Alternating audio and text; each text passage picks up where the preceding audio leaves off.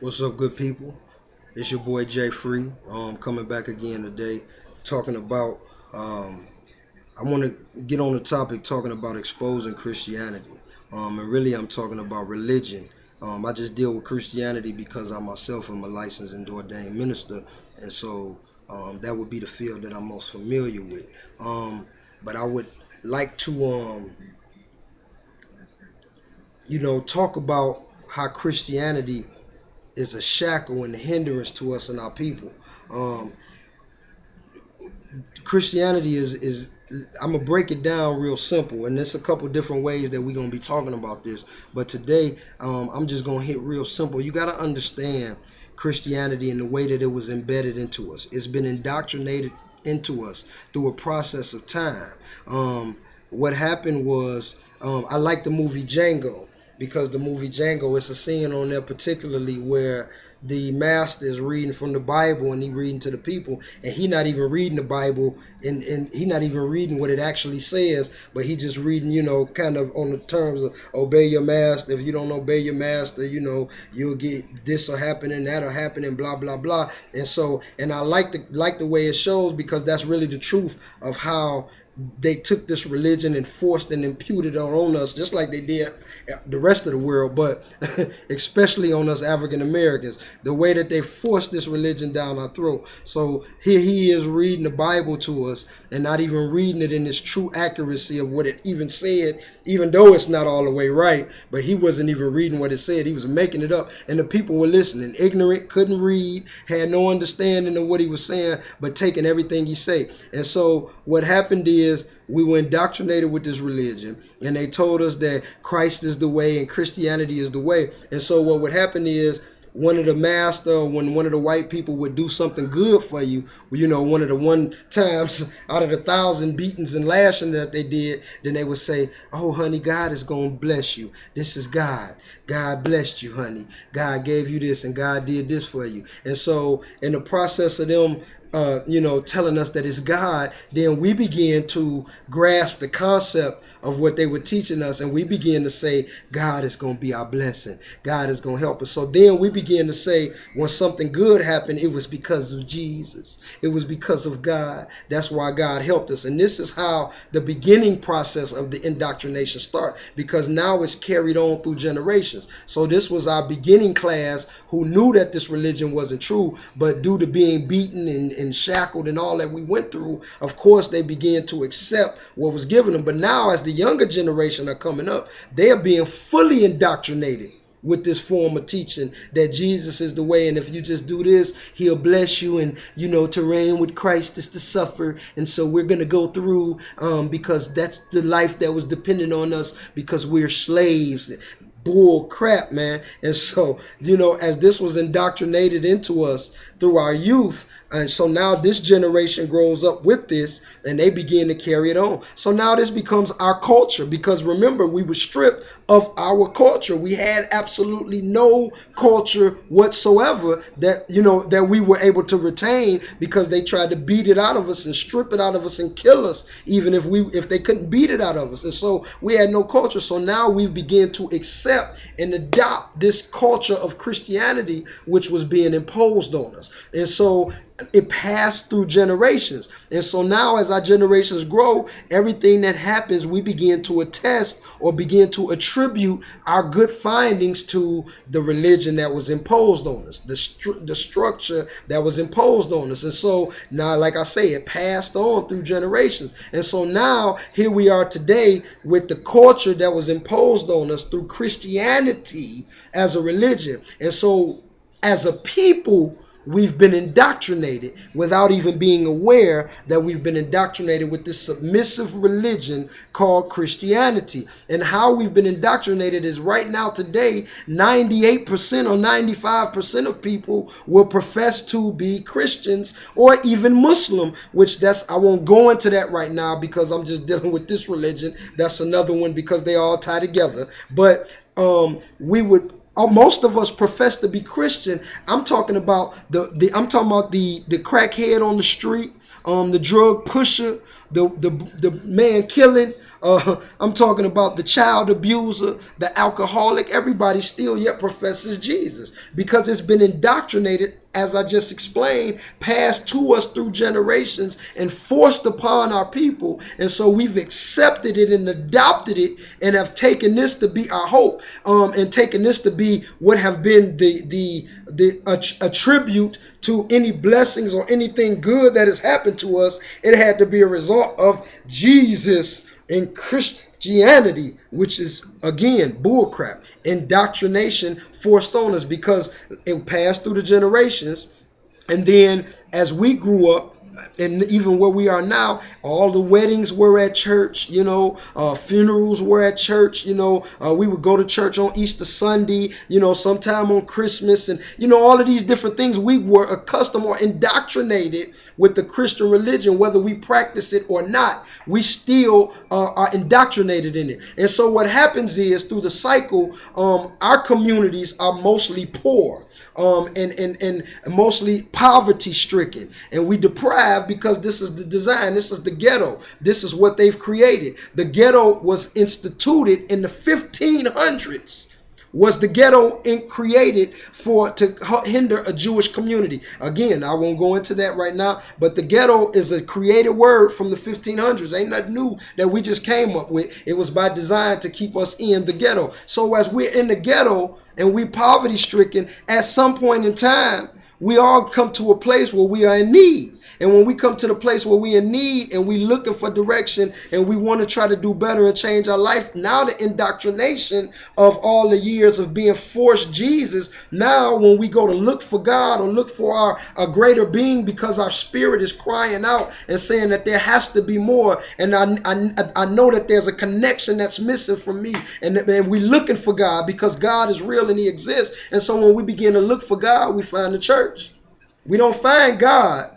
We find the church. You see what I'm saying? And so in finding the church, we find religion. And the religion now takes the problems that we've had, alcoholism, drug addiction, abuse, mental or physical, emotional, all of the things that we suffer through. The church now takes these problems that we have and they bring them to us. We bring them to them. And instead of getting true healing and true deliverance from these problems that we're facing, instead what we do is we get put in a box. So now we got the problems that we had compounded with more problems that hinder us even more than before. So now not only am I still struggling with the emotional issues that cause me to drink or to use drugs. Again, when you healing an issue, you can't heal it at the source. You got to heal it at the root. So you can't heal a drug addict or an alcoholic by saying we need to make you stop drinking. No, you have to address the issue as to why they drink or why they use the drug, because it's a psychology. It's the psychological function that's behind it. If you can't heal the root,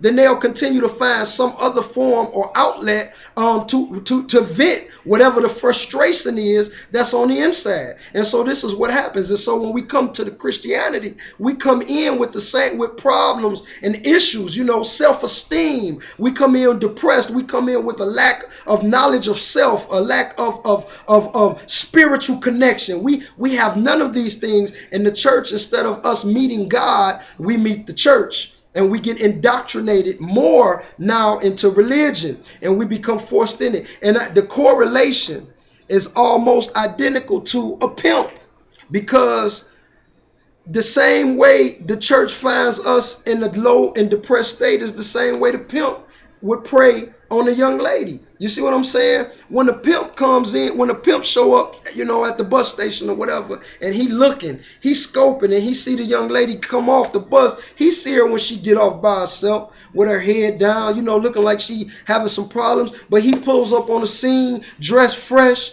he got a fresh ride, pocket full of money, jewelry on, and he talking to her, yeah, baby, you looking good, baby, you beautiful, you shouldn't be out here by yourself, let me give you a ride, let me do this for you. And so he take her out to eat, you know what I'm saying? He buys her nice things, you know what I'm saying? He treats her nice for a moment. He gives her a false sense of security to where now she becomes fully dependent on him.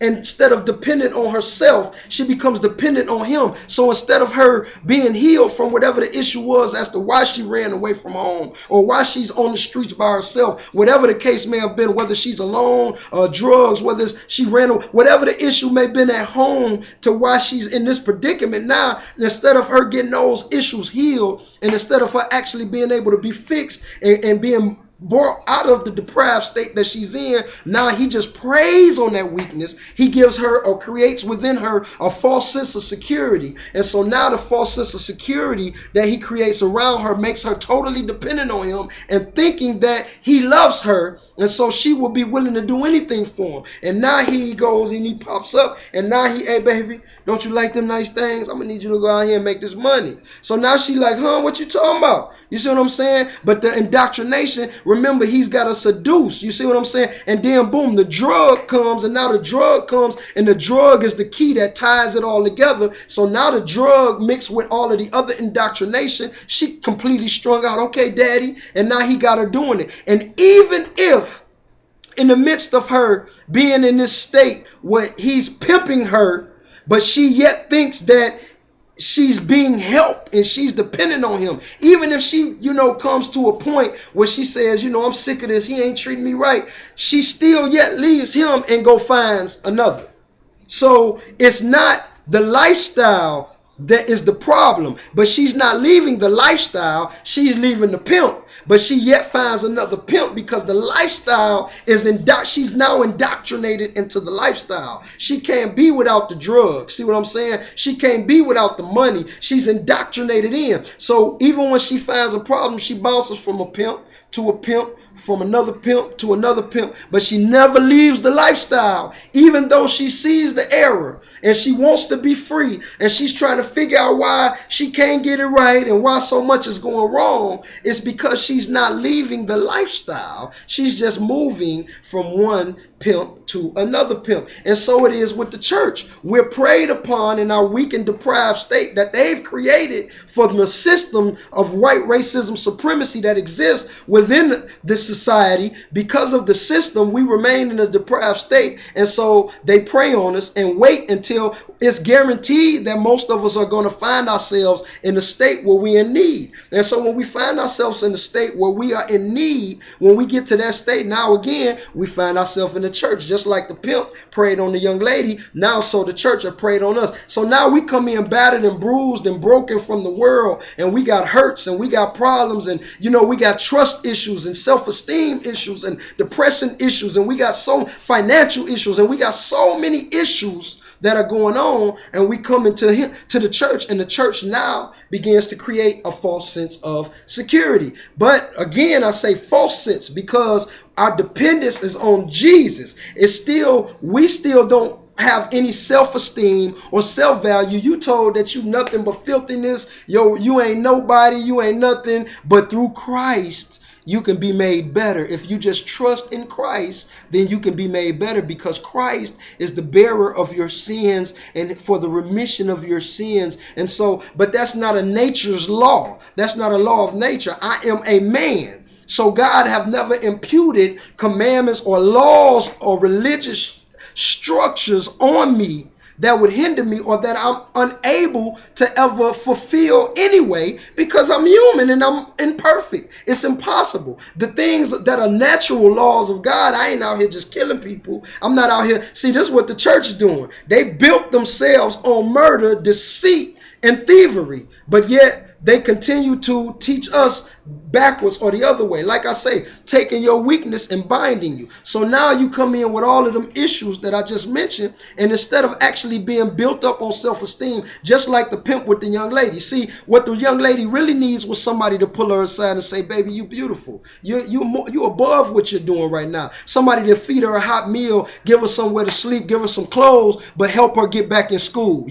Help her get a job, help her get on her feet. So fast 5 years from now, you can see a whole new young lady that has got a job, got a car, got herself together, got self-esteem, and got confidence, and making moves in her life and walking in a path that's creating destiny. That means she's been built up, she's been reassured, and she's been set on a solid foundation to go forward. But see, the pimp is tearing her down, just as the church. See, we come into church battered and bruised, but if we would look at our lives really haven't changed in the real world. Maybe in the church world, but not in the real world. See, in the church world, I was progressing and moving forward, but only if I operated within the confines of the structure that was placed before me. Anything outside the lines of what they considered order, and then I would negate, any benefit that I could receive as a result of, the church and being a minister of the gospel. And so myself, my soul is worth more. But this is how we become indoctrinated, the pimp and religion, baby. When you look at the two of them and see the correlation from one to the other,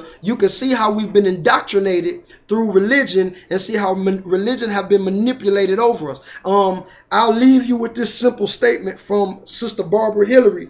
And Sister Barbara Hillary made a profound statement, and she says that Christianity is the greater shackle of the mind and the greater hindrance than slavery ever was.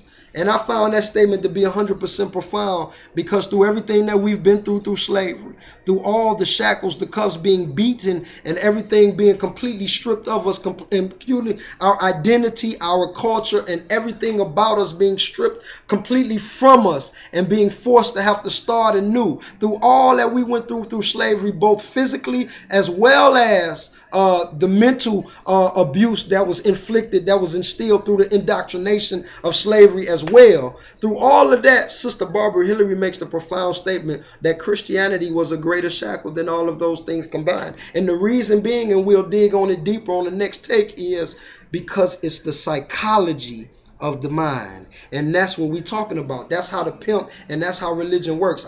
It's your boy Jay Free. Like I say, licensed and ordained minister. So I'm not just up here talking stuff I don't know. I understand these scriptures and these teachings, and I'm not just going to be talking from my hip anymore. I will be coming with facts. I got plenty of evidence. There's plenty of other people out there that are aware of the things that I'm even talking about. You know what I'm saying? I'm not new. I'm not even nobody. I'm just a regular everyday person, but I'm sick and tired of the things that are going on around me, and I feel that somebody needs to begin to help make our people aware so that we can become conscious, because we must begin to fight back and make a stand against everything that's going on against us. But again, like I say, I'll be speaking more about exposing Christianity, the pimp, and religion, and I'll be coming with more facts, with more data, with more information that you'll be able to take and go back and research for yourself rather than just taking my word for it. Again, it's your boy Jay Free. I see, I'm not blind. Y'all be easy, man. One.